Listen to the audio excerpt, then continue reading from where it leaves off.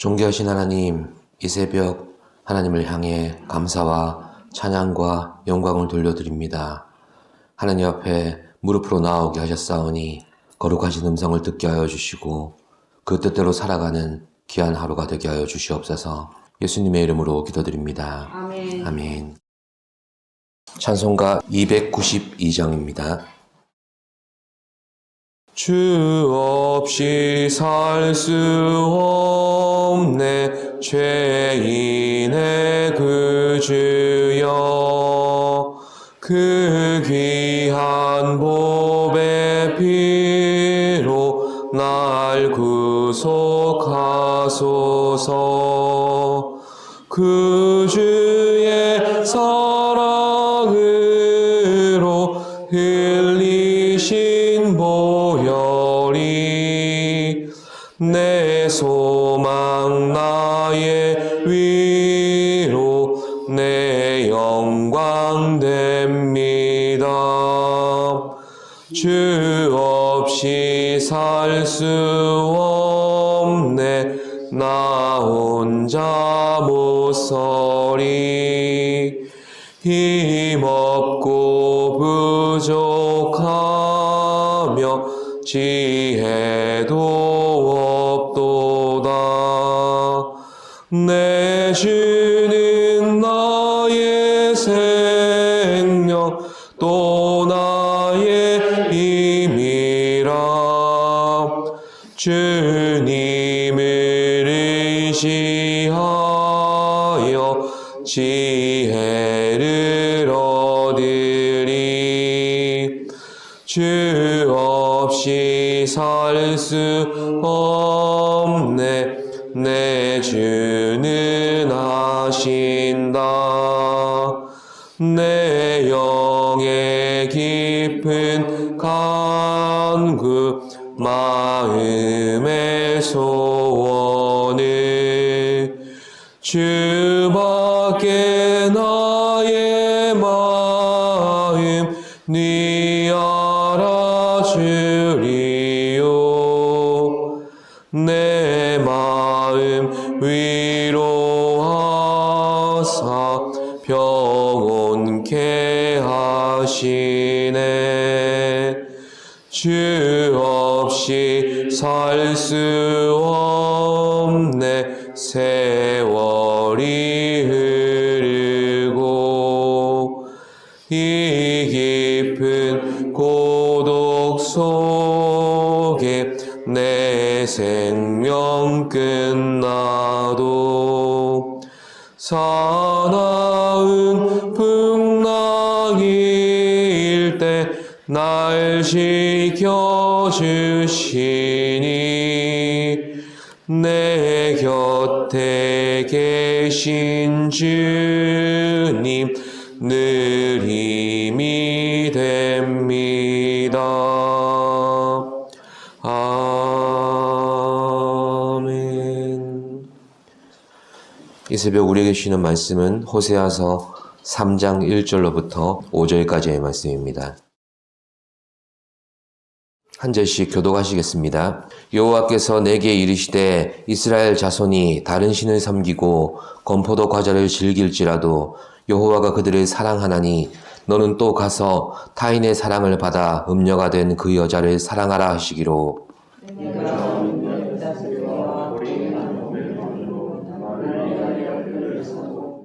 그에게 이르기를 너는 많은 날 동안 나와 함께 지내고 음행하지 말며 다른 남자를 따르지 말라. 나도 내게 그리하리라 하였노라.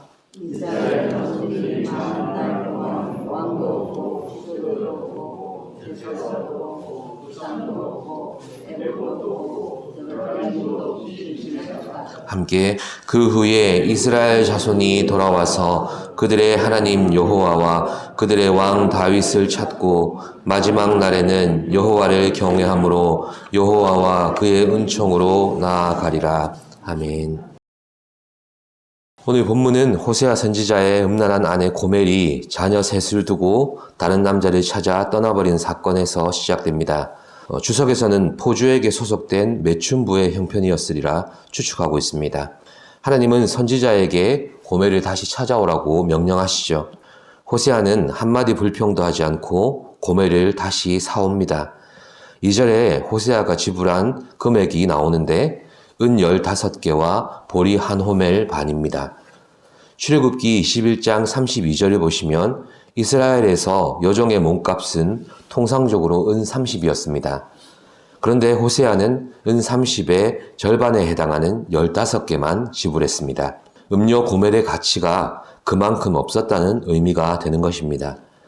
하지만 사실 이렇게라도 호세아가 고멜을 보조에게서 사오지 않았다면 고멜은 영원히 노예와 매춘부처럼 지내야 했습니다. 그리고 고멜, 즉 북이스라엘의 계속적인 범죄 가운데서도 호세아를 통해서 다시 사신 것은 아무리 그들이 죄 가운데 있더라도 하나님은 결코 버리지 않으신다는 말씀입니다. 먼저 1절에 보면 북이스라엘은 다른 신을 섬기고 건포도 과자를 좋아했다고 합니다. 호세아 당시에 북이스라엘 백성은 우상 숭배를 통해 하나님 외에 다른 신으로부터 영적이며 물질적인 쾌락을 즐겨왔습니다. 그리고 그 가운데 건포도 과자가 우상 숭배용으로 사용된 것으로 보입니다. 구약에서 이스라엘은 하나님이 정성을 쏟아부어 가꾼 극상품 포도나무였지만 도리어 건포도 과자, 즉 우상을 숭배하고 있는 처지가 되어버렸다는 것을 은유적으로 표현한 것입니다. 호세아가 지불한 은 15개는 예수님께서 우리를 죄에서 속량하시기 위해 십자가에서 흘리신 바로 그 피값을 의미합니다. 우리가 우상 숭배와 하나님 외에 다른 무엇으로부터 쾌락을 추구하고 있을 때라도 하나님은 우리를 사랑하사 주님의 피값을 치르시고 우리를 신부로 삼아 주신 것이죠. 우리의 가치는 은 15개처럼 참으로 비천한 존재였지만 이제 신랑 예수님의 사랑을 받는 신부가 되었습니다. 범죄한 우리가 주님의 신부가 되려고 지불한 것은 아무것도 없습니다. 다만 주님이 먼저 찾아오셔서 우리의 죄값을 지불하신 것입니다. 그러므로 아무리 절망적인 현실이 우리에게 주어져도 우리가 절망할 수 없는 것은 우리의 신분이 예수님의 대속의 죽음으로 맺어진 정결한 신부가 되었기 때문입니다. 고멜이 다시 찾아온 호세아 선지자는 3절에서 이렇게 말합니다. 너는 많은 날 동안 나와 함께 지내고 음행하지 말며 다른 남자를 따르지 말라. 나도 내게 그리하리라.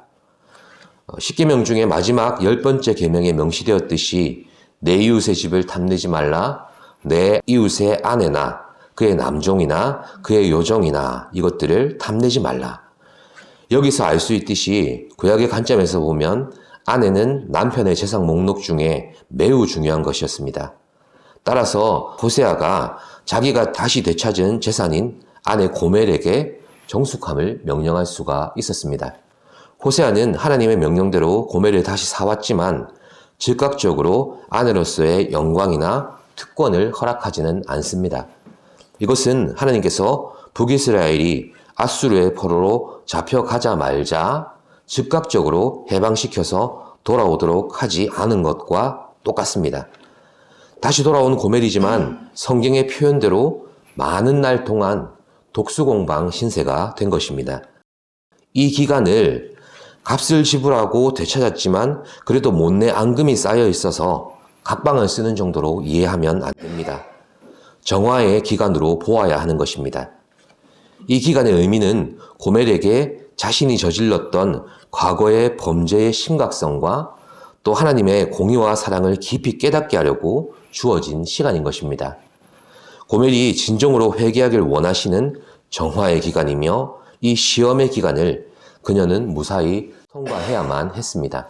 어떤 남편이 음행한 아내를 서슴없이 즉각 용서해주고 또 웃는 얼굴로 그녀를 영접해준다면 그것은 어리석게 행동하는 것이고 그렇게 용서한 관계가 견고하게 지속될 수가 없을 것입니다. 대신 호세아처럼 아내를 용서하면서도 엄격하게 어떤 행동 지침과 한계선을 두고 그 안에 제한시켜 놓는 것이 바람직한 것입니다. 이런 제한과 제약은 오히려 우리의 평안과 자유를 보장해 주는 것이죠. 주님과의 바른 관계 속에 있을 때에만 우리는 참 자유를 경험하고 주님을 찾고 경외할 때 비로소 우리 삶에 안정과 평화가 찾아오는 것입니다. 4절에서는 북이스라엘이 아수르에게 망하여 포로로 잡혀가 있는 동안 왕도 없고 지도자도 없을 것이라고 말씀합니다. 이스라엘은 진정한 왕이신 하나님 대신에 눈에 보이는 왕을 구했고 스스로 자기께 속아 넘어가서 망하게 되었습니다.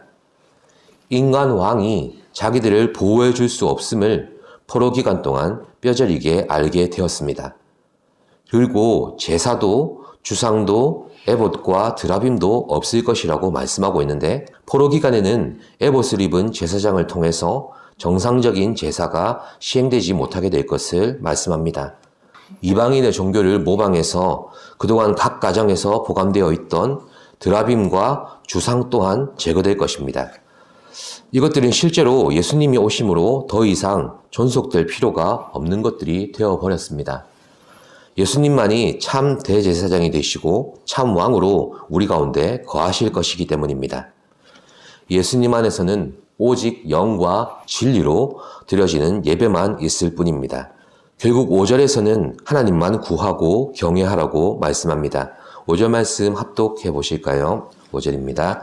그 후에 이스라엘 자손이 돌아와서 그들의 하나님 여호와와 그들의 왕 다윗을 찾고 마지막 날에는 여호와를 경외함으로 여호와와 그의 은총으로 나아가리라. 아멘.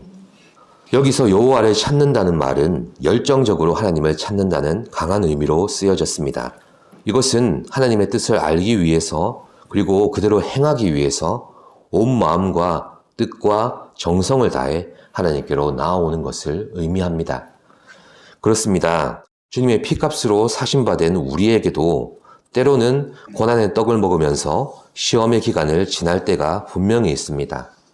그러나 고난은 우리에게 유익이 됩니다. 주님께로 돌이키게 하는 기회가 되고 우리 속의 불순물들을 정화시키는 기간이 되기 때문입니다. 그것이 경제적인 시련이든 정신적인 고통이든 아니면 그것이 육체의 질병이든 우리는 이런 시험의 기간을 진정으로 그리고 간절히 주님만 찾고 경외함으로 통과해야만 하는 것입니다. 시험의 기간 동안 특별히 우리가 해야 될 일은 우리 속의 우상을 깨끗이 청산하고 우리 주님만 왕이 되시고 대제사장이 되시며 선지자가 되심을 고백해야 합니다. 세상의 소리가 아니라 성령의 음성과 진리 안에서 드리는 예배에 더욱 힘을 기울여야 함을 기억하시기를 바랍니다. 말씀을 맺습니다. 이전에 우리는 신실함이 없었고 은 15개에 가치밖에 되지 않는 미천한 신분의 인성이었습니다. 하지만 이제 우리는 주님의 피값으로 다시 사신받은 그리스도의 신부가 되었습니다.